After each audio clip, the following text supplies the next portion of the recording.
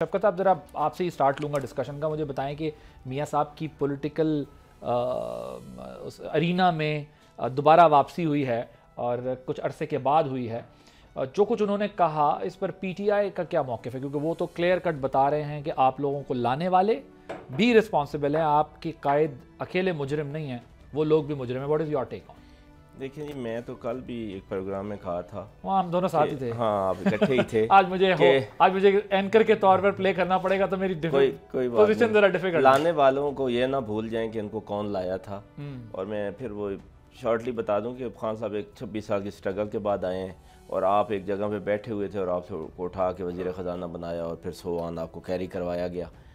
पता नहीं किस बात का ये ब्लेम करते हैं। 85 से आज 2025 है, इसमें ये बिल वास्ता बिला वास्ता पंजाब में भी हुक्मरान रहे हैं और पाकिस्तान में भी रहे हैं। कुछ थोड़े से साल निकाल दें तो इन 30 सालों में से 40 सालों में से 25 साल तो ये रहे हैं वफाक में, और इससे इतना अरसा जैसे ज़्यादा वो सूबे में भी रहे हैं। सिर्फ इनको 3.5 साल खान साहब के नज़र आते हैं। आज मुल्क का क्या हाल है इनको बिल्कुल नज़र नहीं आ रहा। किसान रो रहा है, इनको कोई परवाह नहीं है। मैं क्योंकि गांव से बिलोंग करता हूं और छोटा मोटा ज़मींदार भी हूं, तो इस वक्त किसान की बुरी हालत इतनी है, मैंने पीछे अपना होश से संभाला है 40 सालों में नहीं देखी। बहुत बुरे हालात हैं किसान के। सन्नत का पहिया मुकम्मल तौर पर रुक चुका है। वो आपकी जितने भी सनती शहर हैं, वो फैसलाबाद हो, गुजरात हो, सियालकोट हो, बिल्कुल सनत बंद हो चुकी है और मैं समझता हूँ कि 40% भी काम नहीं कर रही।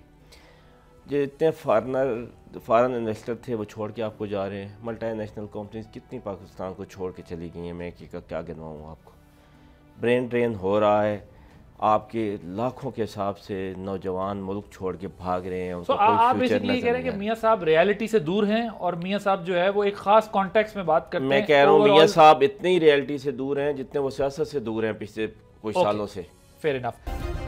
सब्सक्राइब करें और बेल दबाएं ताकि कोई खबर रह न जाए।